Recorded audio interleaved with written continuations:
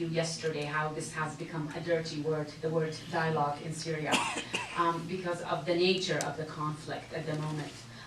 We have found ourselves in a very polarized and almost militarized situation. And I think one of the shortcomings of the nonviolence movement in the Arab world was because there was not enough preparation and enough awareness about the power of violence as such. So what happened is that although nonviolence was used, but it was more in metaphors of war and confrontation and clash, and the also lack of flexibility. So when certain techniques didn't work in nonviolence, we didn't come up, as my friend Afra Jalabi yesterday, who I quoted, was always saying that if one technique or one tactic doesn't work, we need to come up with another creative thing that would put the regime on a reactive mode instead of ourselves being in the reactive mode to the regime. And which is why the Syrian regime precisely plucked out those non-violent leadership in the Syrian opposition, people like Yahya Sharbaji, Riyad Matar, Anas al-Shobri, and also Islam Dabbas, those who were really doing this kind of critical analysis of how to constantly strategize and to come up with new solutions.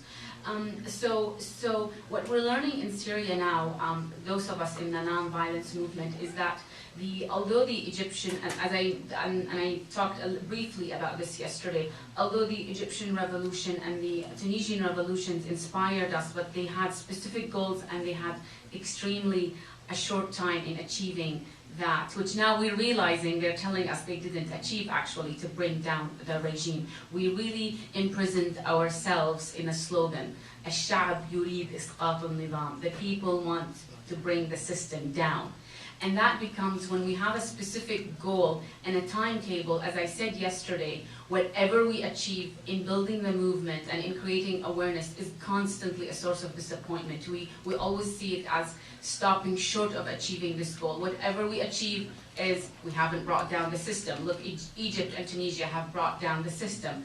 So we have been discussing how we should become process-oriented instead of result-oriented in Syria. And this is what also made us aware in the nonviolence movement. We recently discussed how when the Syrian revolution started, the roof of the demands was freedom and democracy.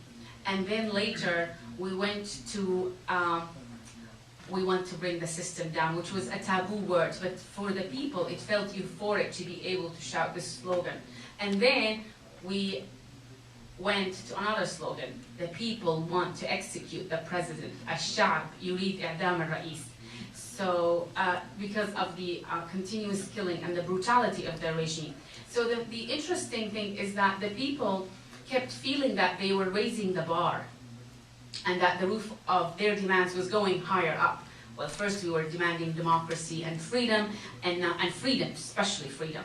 And now we're demanding to bring down the system, and now we're even asking for the execution of the president.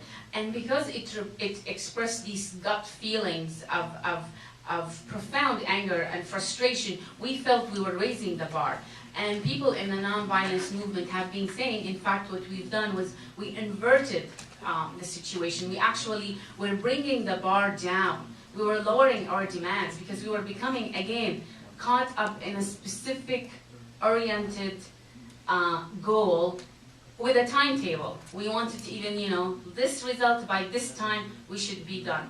And so today when I saw the Libyan thing, the slogan, we want you hanged to Gaddafi, I thought, I guess we're going through this process. So as Mary today said, we really have a great deal of information and facts on the ground to be able to create this lateral sharing of facts and how these nonviolent revolutions went through certain strengths and also through certain weaknesses that actually exasperated the situation into these polarized conflicts.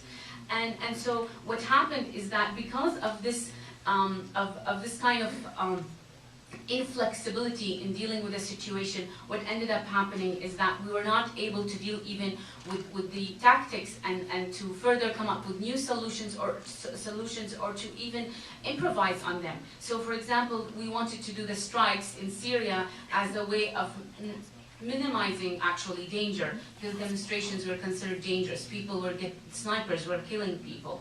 But what happened is that strikes we found out, were far more dangerous, because you could join a mob demo for 10 minutes, scream slogans, come and disappear into certain neighborhoods. But when you closed down your shop, then you became a conspicuous opposition figure. And so therefore what happened is that the danger element was completely not assessed in terms of the tactics and how they were working. And so therefore now we're looking at how strikes are actually probably the most dangerous at this phase of the revolution, and demos are less dangerous. But now some of the activists on the ground have been telling us that they also don't need to put people out there on the streets in the line of fire, basically, and that they probably are better off with sit-ins inside homes, videotaping these and creating brochures and flyers, and what Mary referred to earlier today, a movement awareness, or creating a movement rather than just creating these kind of confrontational methods.